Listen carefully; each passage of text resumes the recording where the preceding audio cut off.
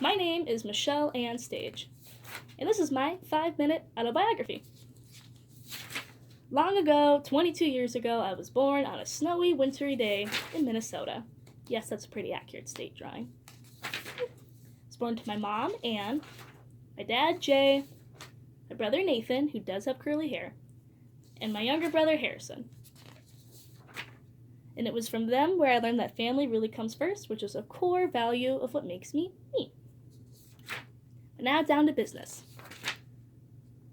I first started learning about sex education and what I wanted to learn from Dr. Ayers, these are her bangs and those are her glasses, in a class called Childhood and Adolescent Development. We were going over chapter 6 in the book in class, and it was there where I learned that we are the #1 country across all other industrialized countries with the highest unwanted teen pregnancy rates. I was shooketh to my core, and I couldn't understand why that was. Raised my hand in class thinking, come on, what is it, Dr. Ayers? She said the answer was incredibly complicated, but if I wanted to, I could look into it more myself.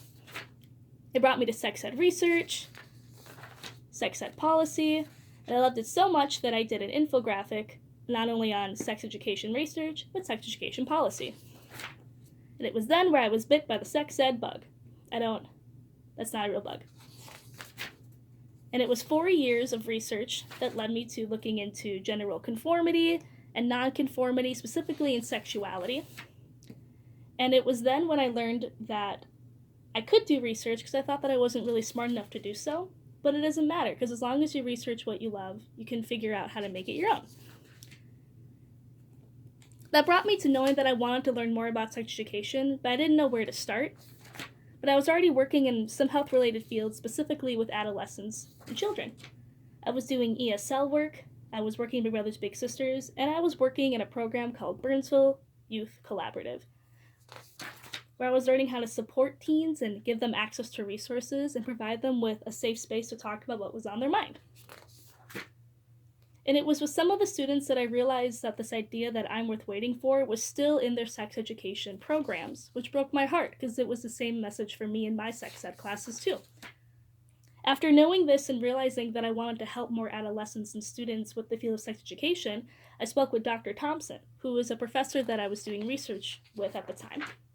I thought I had to stay in the realm of psychology because that's what my background was in, but I realized that through talking to her I could look into public health, which was already kind of what I was doing. We looked at University of Minnesota, Indiana, and University of Kentucky. And it was while presenting research in Canada where I was able to meet Katie House, who is a student that I'm now in the program with. She taught me that psychology is still interlocked with this idea of public health, with mental, emotional, physical, financial health, that it's all interlocked. I don't have to be afraid to go into the field just because my background is in psychology. I also met Dr. Mark there, and hopefully I put a face to a name because now I'm here. And in the next 2 to 5 years, I will be getting my master's and completing it, but after that, I'm not really sure what I want to do.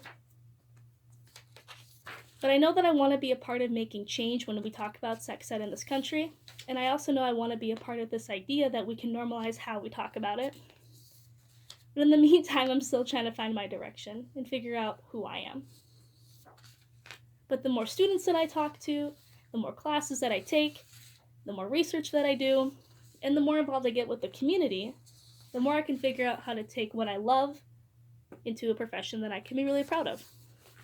I'm already working in the Sexual Health Promotion Lab, where I'm going to be meeting other students who are passionate about the same things that I'm passionate about.